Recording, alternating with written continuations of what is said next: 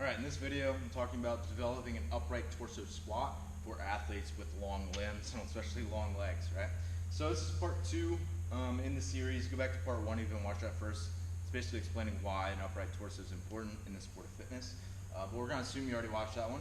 So with athletes who have long legs, and I'm sort of one of those athletes, I'm not super extreme in any way, I'm not a very tall athlete, but certainly torso relative to leg length isn't great, isn't ideal for the sport, which is, again, sort of what I'm talking about in general. So anytime we have a longer torso, it just makes it a little bit easier to stay upright in the bottom of that squat, because again, you just have a longer lever.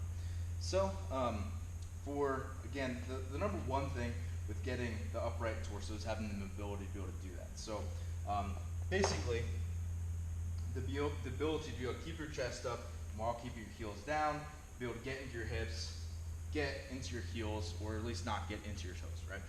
Otherwise, what starts to happen is this kind of two-motion squat where we'll start to descend and then the hips go back and then we have to bring them forward again. Again, that's not keeping that upright torso versus something like this where, again, we're fairly upright the whole time.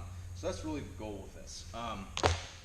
So the biggest thing for that is actually having mobility in your hips, right? And some people would argue it's your ankles because, again, if you're here, like if you, especially your knees have to be able to track forward to keep your hips underneath you, right? So if your hips are way in the back, we have to have something to counter that, right? In this case, it has to be your chest going down, which is the immature squat that the CrossFit Level 1 talks about, right? So that the hips way back makes the chest dive forward. If we want to bring the hips under us a little bit, the knees have to go forward to be able to counter that movement, right? Something has to balance us. So if, again, that's why people always say hips back, but inevitably knees have to track forward to a degree unless, again, we're diving the chest way forward. Something has to be balancing it out. So the goal with the upright torso squat is to have the hips travel more down and less back, right? But to be able to do that while maintaining balance in the foot, right?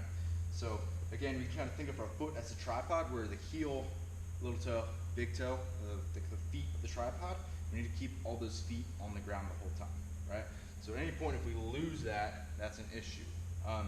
So that's the goal. So again, if I think about keeping the hips underneath me, again, either I have to have really extreme ankle mobility to be able to keep those heels in the ground, or I can use the mobility of my hips, right? And that's one of the things I'm going to argue is the most important for the upright torso squat, is being able to get into your hips, right? So again, not just being able to maybe take a slightly wider stance, just a hair, right? Maybe push those knees out just a little bit more. Maybe have a little bit more room, kind of external rotation. And internal rotation is actually super important too for the bottom of the squat. But having the ability to express that range so that when we get to the bottom, we can actually hit those positions. So work on that hip mobility, work on the ankle mobility, take a hair of a wider stance, really push those knees out. A good example of this is look up Chad Vaughn. He's a weightlifter. That's for USA, and he's an extremely mobile, great weightlifter, perfectly upright torso in his snatch, right? But he's got fairly long legs for a weightlifter, right? It's a really good example.